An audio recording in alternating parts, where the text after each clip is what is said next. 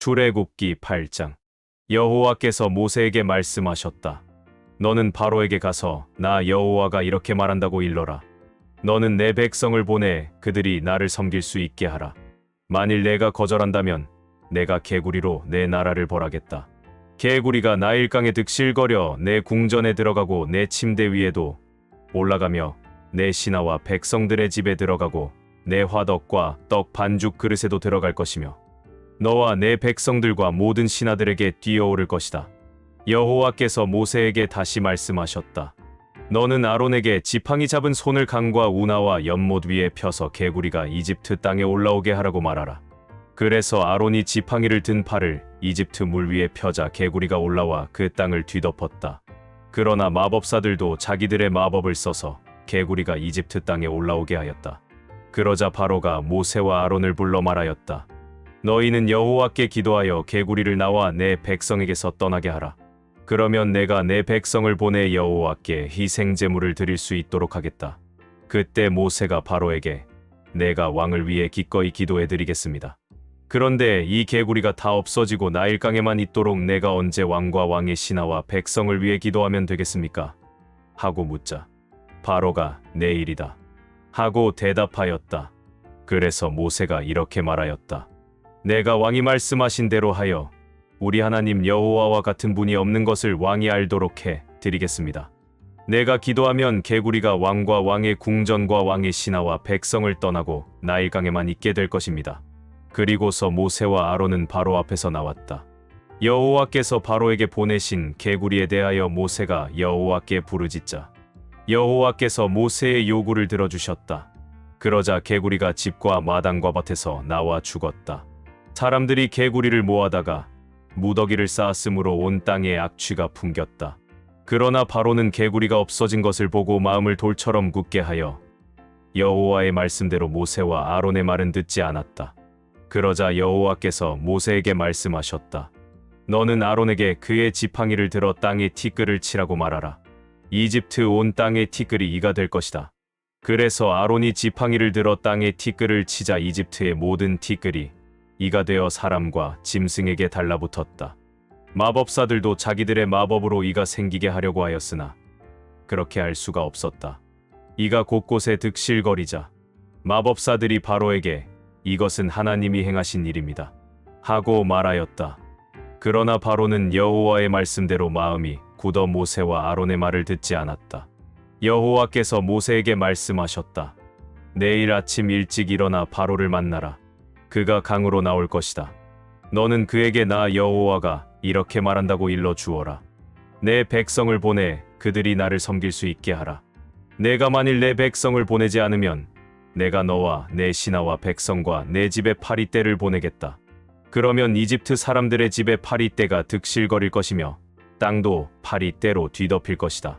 그러나 그날에 내 백성들이 사는 고센 땅을 내가 구별하여 거기에는 파리떼가 없게 하겠다. 이것으로 너희는 내가 온 세상의 하나님인 것을 알게 될 것이다. 내가 내 백성과 내 백성을 구별할 것이니 이런 기적은 내일 일어날 것이다.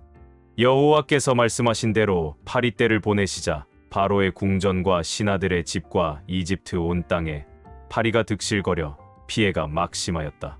그러자 바로가 모세와 아론을 불러 좋다. 너희는 가서 너희 하나님께 희생 제물을 드려라. 그러나 광야로 나가지 말고 이 땅에서 드려야 한다 하고 말하였다. 그러나 모세는 이렇게 대답하였다. 그렇게 하면 안 됩니다. 이집트 사람들은 우리가 우리 하나님 여호와께 희생 제물을 드리는 것을 아주 싫어합니다. 우리가 만일 이집트 사람들이 보는 데서 그들이 지긋지긋하게 여기는 희생 제물을 드리면 그들이 우리를 돌로 치지 않겠습니까? 그러므로 우리는 우리 하나님 여호와께서 명령하신 대로 3일길쯤 광야로 들어가서 희생 제물을 드려야 합니다. 너희가 광야에서 너희 하나님 여호와께 희생 제물을 드릴 수 있도록 내가 너희를 보내주겠다. 그러나 너희는 너무 멀리 가서는 안 된다. 이제 너희는 나를 위해 기도하라. 내가 즉시 가서 여호와께 기도하여 내일 파리떼가 왕과 왕의 신하들과 백성들을 떠나게 하겠습니다. 그러나 왕이 우리를 속여 백성들이 여호와께 희생 제물을 드리러 가지 못하도록 하는 일이 다시 있어서는 안 됩니다. 모세가 왕 앞에서 물러나 여호와께 기도하자 여호와께서 모세의 요구를 들어주셨다. 그래서 파리가 바로와 그의 신하들과 백성에게서 떠나고 한 마리도 남지 않았다. 그러나 이번에도 바로는 완강하게 버티며 백성들을 보내지 않았다. 누가복음 11장.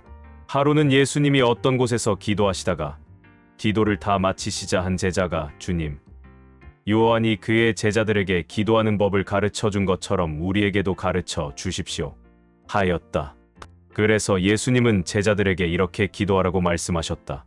아버지, 아버지의 이름이 거룩히 여김을 받게 하시고 아버지의 나라가 속히 오게 하시며 우리에게 날마다 필요한 양식을 주소서. 우리가 우리에게 죄 지은 사람들을 용서합니다. 그러니 우리의 죄도 용서해 주소서. 그리고 우리가 시험에 들지 않게 하소서. 예수님은 제자들에게 다시 말씀하셨다. 너희 중 어떤 사람에게 친구 하나가 있다고 하자. 그런데 그 친구가 한밤중에 찾아와서 여보게 빵 3개만 구워주게. 한 친구가 여행 중에 나를 찾아왔으나 대접할 것이 없어서 그러네 하고 말하면 그가 안에서 나를 괴롭히지 말게. 이미 문은 닫혔고 아이들과 나는 잠자리에 들었으니 지금 일어나 줄 수는 없네 하고 거절할 수 있겠느냐?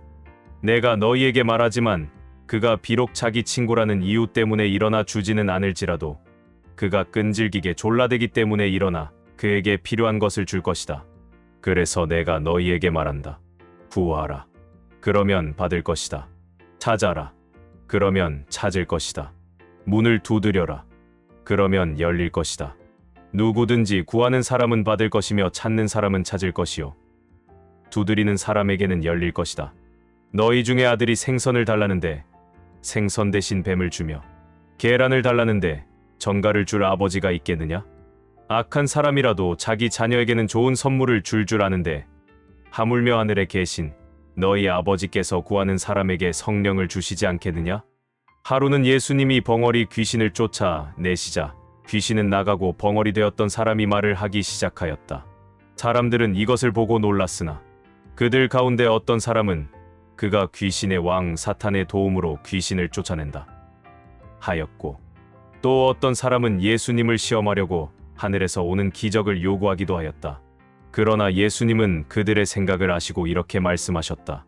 어느 나라든지 서로 싸워 갈라지면 망하고 한 집안도 서로 싸워 갈라지면 망한다. 너희는 내가 사탄의 도움으로 귀신을 쫓아낸다고 하는데 만일 사탄이 서로 싸워 갈라진다면 어떻게 그의 나라가 설 수 있겠느냐? 내가 사탄의 도움으로 귀신을 쫓아낸다면 너희를 따르는 사람들은 누구의 도움으로 귀신을 쫓아내느냐? 그러므로 그들이 너희 재판관이 될 것이다. 그러나 내가 하나님의 능력으로 귀신을 쫓아낸다면 벌써 하나님의 나라가 너희에게 와 있는 것이다. 강한 사람이 철저하게 무장을 하고 자기 집을 지킬 때에는 그의 재산이 안전하다. 그러나 그보다 더 강한 사람이 달려들면 그가 믿고 있던 무기와 재산을 다 빼앗길 것이다. 나와 함께 하지 않는 사람은 나를 반대하는 사람이고 나와 함께 모으지 않는 사람은 흩어버리는 사람이다. 더러운 귀신이 어떤 사람에게서 나와 물 없는 곳으로 다니며 쉴 곳을 찾았으나 얻지 못하였다. 그래서 귀신이 내가 나온 내 집으로 돌아가야겠다 하고 가보니 그 집이 깨끗이 소재되고 정돈되어 있었다. 그 귀신이 가서 자기보다 악한 다른 귀신 7을 더 데리고 들어가 거기서 살자 그 사람의 나중 상태가 처음보다 더 비참하게 되었다. 예수님이 이 말씀을 하실 때 군중 가운데서 한 여자가 큰 소리로 당신을 낳아서 기름 부는 참 행복합니다 하고 외쳤다. 그러나 예수님은 하나님의 말씀을 듣고 실천하는 사람이 더욱 행복하다 하고 말씀하셨다. 더 많은 사람들이 모여들자 예수님은 이렇게 말씀하셨다. 이 악한 세대가 기적을 요구하나 요나의 기적밖에는 보일 것이 없다. 니느웨 사람이 요나의 기적을 본 것처럼 나도 이 세대에게 그와 같은 기적을 보일 것이다. 솔로몬의 지혜를 들으려고 땅 끝에서 왔던 남방 여왕도 심판 때에 일어나 이 세대 사람을 죄인으로 단정할 것이다. 자, 보아라. 솔로몬보다 더 위대한 사람이 여기 있다.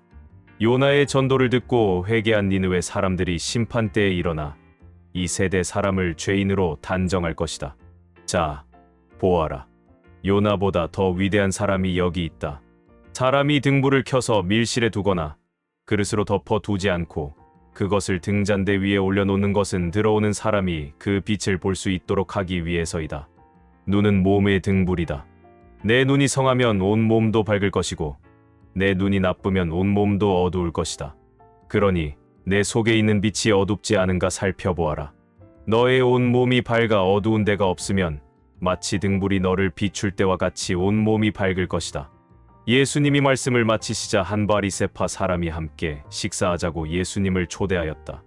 그래서 예수님이 들어가 식탁에 앉으셨는데 이 바리새파 사람은 예수님이 식사 전에 손을 씻지 않는 것을 보고 놀라는 표정을 지었다. 그래서 예수님이 이렇게 말씀하셨다. 너희 바리새파 사람들은 잔과 접시의 겉은 깨끗하게 하지만 속은 탐욕과 악으로 가득 차 있다. 어리석은 사람들아, 겉을 만드신 분이 속도 만드시지 않았느냐? 너희가 가진 것을 가난한 사람들에게 주어라. 그러면 모든 것이 너희에게 깨끗해질 것이다. 바리새파 사람들아, 너희에게 불행이 닥칠 것이다. 너희는 박하와 운양과 온갖 채소의 11조는 바치면서 정의와 하나님께 대한 사랑은 저버렸다. 그러나 11조도 바치고 이것도 버리지 말았어야 했다. 바리새파 사람들아, 너희에게 불행이 닥칠 것이다.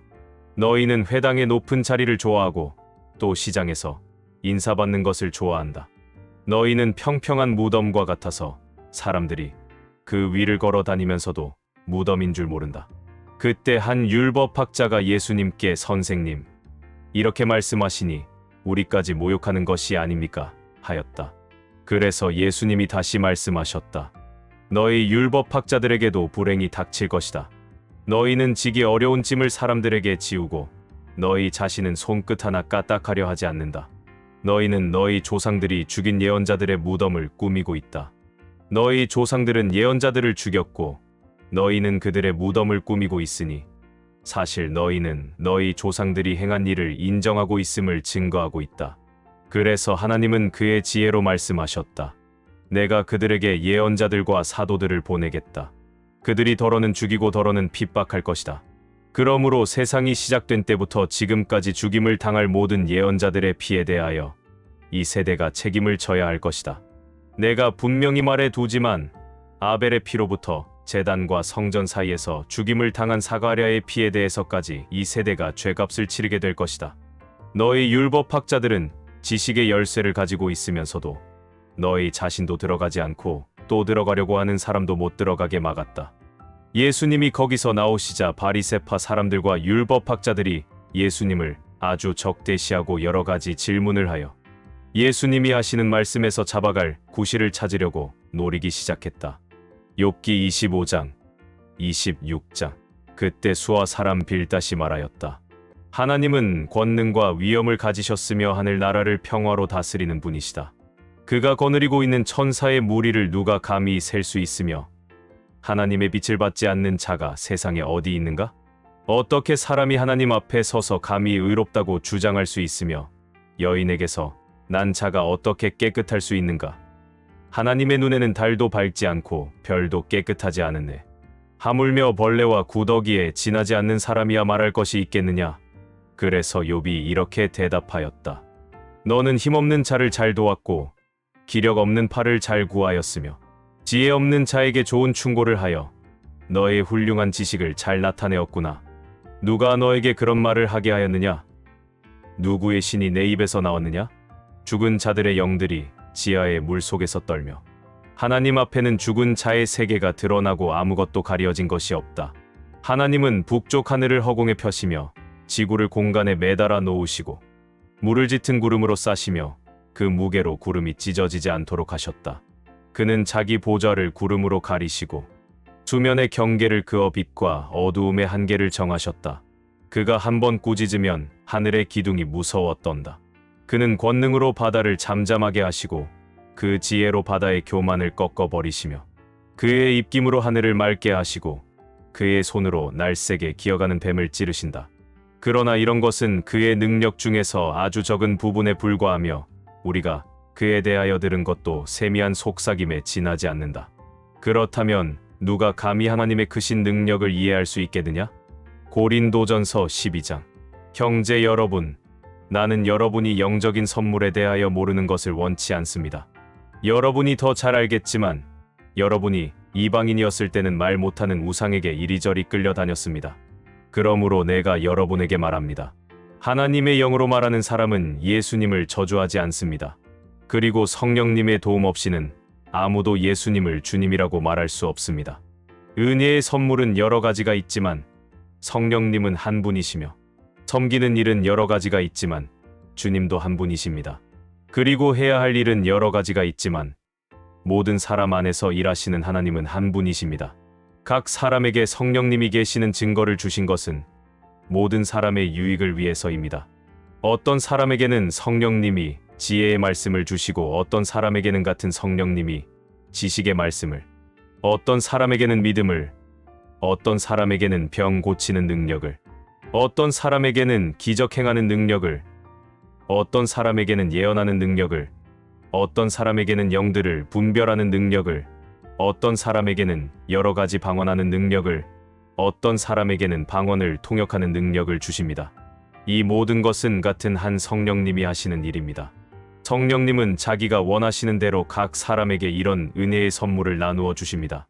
몸은 하나이지만 많은 지체가 있고 몸의 지체가 많아도 그것이 다 한 몸인 것과 같이 그리스도도 그와 같습니다. 우리는 유대인이든 이방인이든 종이든 자유인이든 모두 한 성령님으로 침례를 받아 한 몸이 되었고 한 성령님을 모시고 있습니다. 몸은 한 지체로 되어 있는 것이 아니라 많은 지체로 되어 있습니다. 만일 발이 나는 손이 아니므로 몸에 속한 것이 아니다 라고 말한다 해서 몸에 속하지 않은 것이 아닙니다. 또 귀가 나는 눈이 아니므로 몸에 속한 것이 아니다 라고 말한다 해서 몸에 속하지 않은 것이 아닙니다. 만일 온 몸이 다 눈이라면 어떻게 들으며 온 몸이 다 귀라면 어떻게 냄새를 맡겠습니까? 그러나 하나님은 자기가 원하시는 대로 한 몸에 여러 가지 다른 지체를 두셨습니다. 만일 모두 한 지체뿐이라면 몸은 어디입니까? 그래서 지체는 많아도 몸은 하나입니다. 그러므로 눈이 손에게 너는 내게 필요 없다 고 하거나 머리가 발에게 너는 내게 필요 없다 고 할 수 없습니다. 몸 가운데 약해 보이는 지체가 오히려 더 필요합니다. 우리는 몸 가운데서 별로 중요하게 생각되지 않는 부분을 더욱 중요하게 여기고 또 별로 아름답지 못할 부분을 더욱 아름답게 꾸밉니다. 그러나 아름다운 부분에 대해서는 그럴 필요가 없습니다.